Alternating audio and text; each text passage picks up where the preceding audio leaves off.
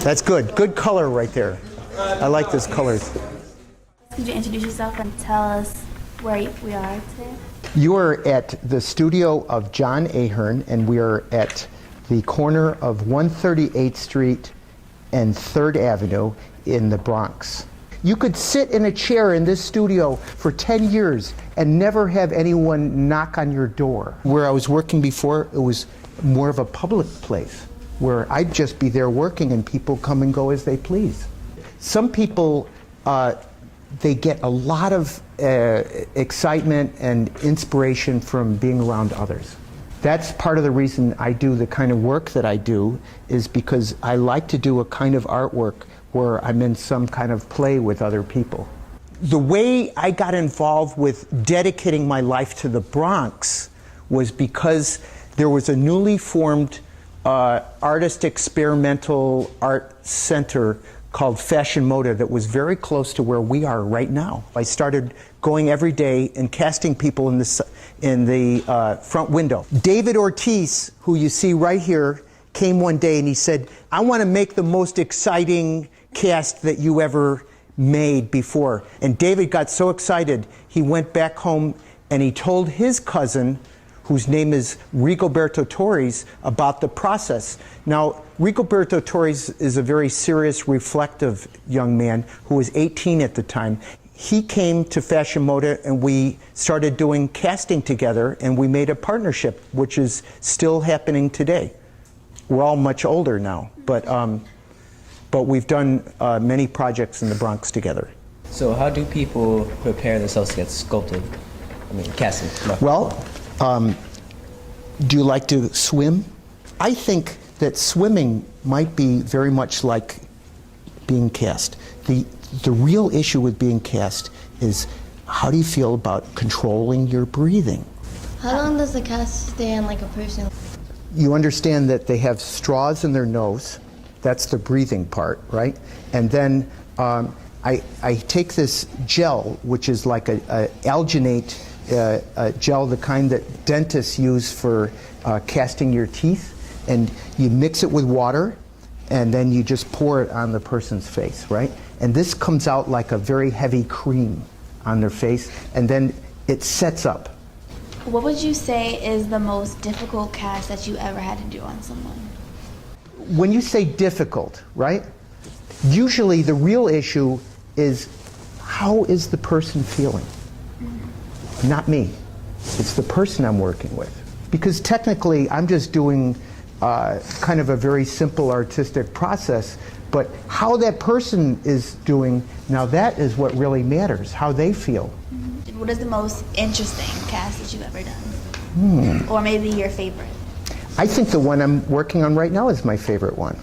I happen to be working on one right here and now, which I think I finished this afternoon, which is a full figure of my son Carlos. When I see him around the house, he's always showing up as Spider-Man, in the Spider-Man identity.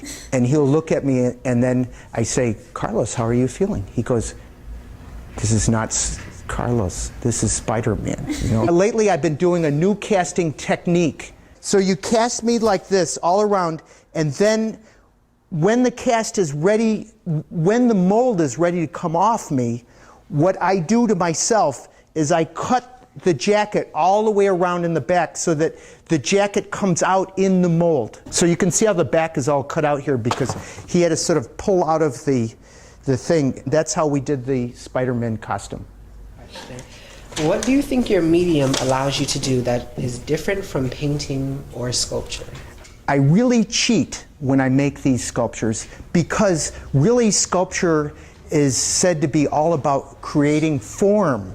But I like to paint form onto the piece. So in a way, I'm making paintings on sculptures. So how do you decide what gets painted and what doesn't? I try not to be too clever about the artwork that I do.